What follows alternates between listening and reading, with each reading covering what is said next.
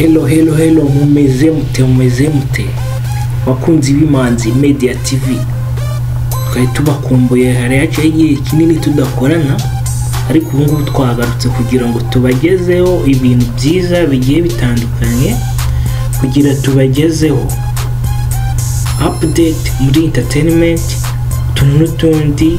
ibintu bisekeje amakuru ari kugenda avugwa hanze y'u Rwanda ndetse n'u Rwanda muri rusange yajyanye n'imyidagaduro kugira ngo mukomeze kugenda mumeze neza mukurikirana buri kimwe mu bijyanye na showbiz hano mu Rwanda ndetse no ku isi muri rusange. Ko tumaze iminsi rero Imanzi Media TV tudakora kubera akabazo kari technical twe twarahuye nako twari turimo turagatunganya kuri YouTube channel yacu yitwa Imanzi Media TV. Uri kureba iyi video wadufasha ugahita ukora subscribe kana sharing content zacu kugira ngo dufashe natwe tube twagira aho tugera kuko kuba kwisi no gufashanya rwose nyabona mudufashe mukurikirana ibiganiro byacu mudutere comment muduhe comment kubyo twabagezaho cyangwa ibyo twavugurura muri content tugenda tubaha ariko mudufashe byibuze tubone ko muri active mudukurikirana natwe tureko twagenda tugira itafari dushira muri showbiz cyangwa muri industry entertainment hano mu Rwanda ndetse no ku isi muri rusange. Nge muri kumva ni Manzi Creator nk'ibisanzwe the CEO of Imanzi Media TV. Nkaba mbamenyesha ko twagarutse ko natangiye mbivuga turi active turi tubaha ibiganiro tubahe ibintu bigiye bitandukanye yaba amafilime amakomedi ibiganiro ibijyanye n'imyidagaduro ibintu nk'ibyo bigiye bitandukanye. Ni karibu rero mukomeze mube updated stay on touch on Imanzi Media TV kugira ngo ibintu byose bijye bikomeza kugenda bimeze neza nta kibazo na kimwe dufite tubana umunsi kundi isaha ku isaha ndetse n'isegonda ku segonda. Kandi ndanizera ko mwese aho muri ibyo murimo akazi kanyu ka buri munsi ibintu biri kugenda bikomeza kugenda bicamo ababikorera abakorera abandi abakora muri leta abakora mu nzego z'umutekano aba businessman aba businesswomen abanyeshuri abantu benshi mugeze zitandukanye neza ko umeze neza aho muri hose. Rero nkuko nabivuze komeze mutwe ko mudushyigikiye mwane natwe mukande kuri subscribe mukore share mu commenting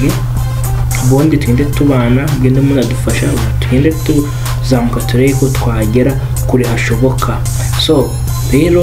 nta kindi navuga wenda nuko ko twagarutse ariko icyo navuga nuko bifuriza gukomeza kugira kumera neza kugira impagarike n'ubugingo buzima mugahora mwishimiye mu byo muri gukora mu mirimo byose mukagenda bicamo ndetse munatera imbere. Nibyo ngibyo twababwira rero gusa mu minsi iraza turatangira kugenda tureba update mu mashow busy amakuru agiye atandukanye hano mu Rwanda ndetse no hanze n'indi bintu bigiye bitandukanye ndetse tubaye tubaha na filime y'uruhererekane cyangwa seri ivuga ku buzima bw'umuntu runaka iri based on true story. So ikindi tubasaba rero ni ukora subscribe kugira tugumane kugira ibintu tuzatubaha bigiye bitabageraho nta nkomyi. Twebwe twaje tuje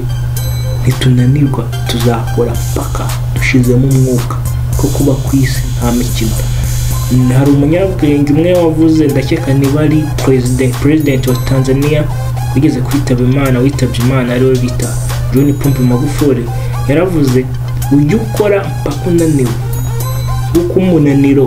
w'ubukene cyangwa ubukene bujyana kuruta umunaniro cyangwa umuntu utakoze nibyo bijyana kurusha kuba yananiwe ariko yakoze ariko yinjije mu so no mpamvu tugomba gukora nta munota n'umwe wo gupfa ubusa mvuze ngo nta munota n'umwe wo gupfa dore ko bareba gusa mwambabariye mugasubscribinga mugasharinga cyabatwara ikiko nta n'amasegonda bitwaye ubundi kabere utuntu nikorera tukagira utuntu twikorera namwe mwanyeretse ko turi kumwe you can do it mwabikora rwose. so mugende mudukurikirane ku mbuga nkoranyambaga zacu zigiye zitandukanye. Facebook page yacu ni Imanzi Media TV, Instagram ni Manzi the Creator niko nitwa niyo account yanjye, TikTok ni Manzi the Creator, YouTube ni Imanzi Media TV. Murakoze cyane rero, tube duhagarika ngaha, tuzasubira ubutaha. Turabakunda cyane, ciao ciao.